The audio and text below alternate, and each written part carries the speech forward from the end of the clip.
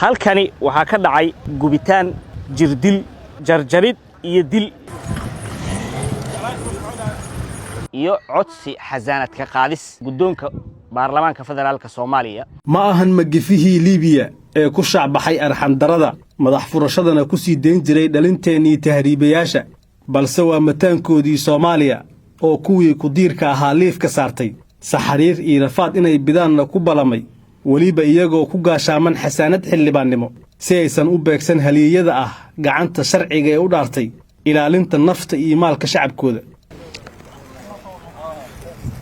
bannaanka deegaanka iyo aqbari weyne ayay taalaa isbaarooyin ay dhigteen maleeshiyaad deegaankaasi ka soo jeeda oo aysan jirin wax ka fakanaya gaadiid iyo qof lugeynayaba waxayna dadka ay afduubtaan ku xujeeyaan inay bixiyaan lacago badan oo madax furasho ah kuwa aan awoodin ayayna u geystaan jirdil aan kala joogsi lahayn iyagoo la hadal siiyay waalidkood si dhaqso ay uga helaan lacagaha waana tabaha ay uga daydaan magafe iyadoo la diiwaan geliyey in nafta la dhaafiyey kuwa bixin waayey qarashaadkii la duldhigay cabasho soo noqnoqotay oo la keenay maxkamadda ciidamada qalabka sida ayaa dhalisay in lagu baxo lana beegsado qaadicul dariiqyada saraakiil ay ku jiraan garsoorayaal iyo xeer ilaaliye ayaana tegay goobihii dadka lagu baadi jiray waxaana la burburiyey meelihii ay ku dhuuman jireen iyadoo mar kale ciidamada la faray inay nolol iyo geeriba ku keenaan dulmifalayaasha mamnuucna ay tahay in jidgooyo la dhigto si loo ogaado dhibaatooyinka lagu hayo bulshada ayaa loo gudbay deegaanka iyo aqbari weyne oo ay ku dhuumanayeen maleeshiyaad la doondoonayo oo ku lug yeeshay tacadiyo isugu jiray xasuuq wadareed dil dhac burburin hanti iyo falal kale xeer ilaaliye gaashaanla dhexe Axmed Buulle Kamey ayaana halkaasi warbaahinta ugu sheegay in dhacdooyinkan ay ku lug yeesheen xildhibaano lana doonayo in xasaanada laga qaado ka hor maxkamadeyntooda waxaan joognaa deegaanka iyo aqbari weyne oo ka mid ah goobihii ay faldambiyada ka geysteen labada maleeshiya ay ku dirartay degmada Walaweyn deegaanka iyo aqbari weyne waxaa ka dhacay faldambiyadu isugu jiro dilal dhac isbaaro iyo afduub haddaba laamaha ammaanka waxaa lagu wargelinayaa in maleeshiyaadkii ay u jarnaayeen waaranka amarka soo qabasho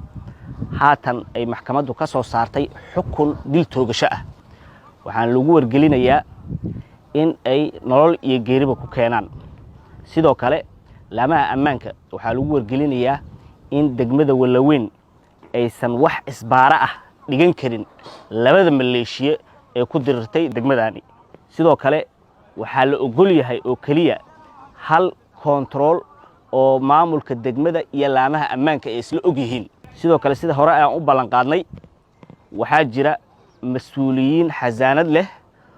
oo ka soo kala jeeda labada dhinac ee ku dagaalamay degmada Walaweyn mas'uuliyiintaasi waxa ay maleeshiyaadka siiyeen hub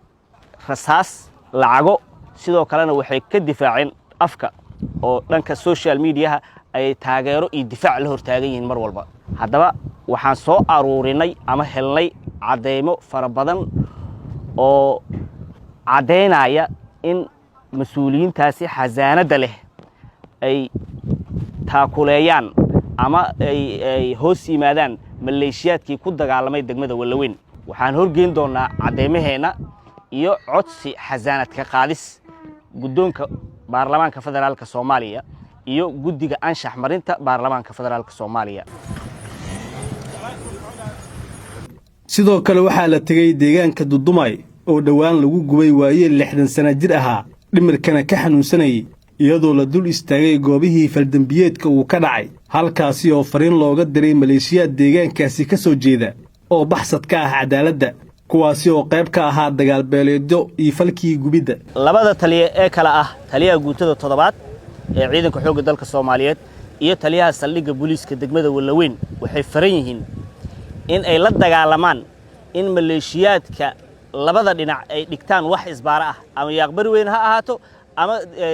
deegaanada kale hoos yimaado degmada Walaweyn ha ahaato inay la dagaalamaan sidoo kalena ay soo qabtaan maleeshiyaadkii faldambiyada ka geystay degmadani Walaweyn ee u jaranta waaranka sidoo kalena ay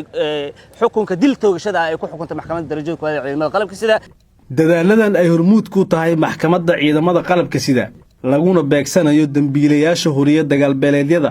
oo hadda ka hayaamay deegaanka iyagoo baxsad ka ah cadaaladda kuwana lagu guray jeelasha kadib xukun maxkamadeed ayaa dhalinaysa in meesha ay ka baxdo isku dhaca walaalaha ood wadaagga ah oo dirirtooda ay macaash u tahay kuwa aaminay in dhiig la qubo lagu gaari karo mansab sare.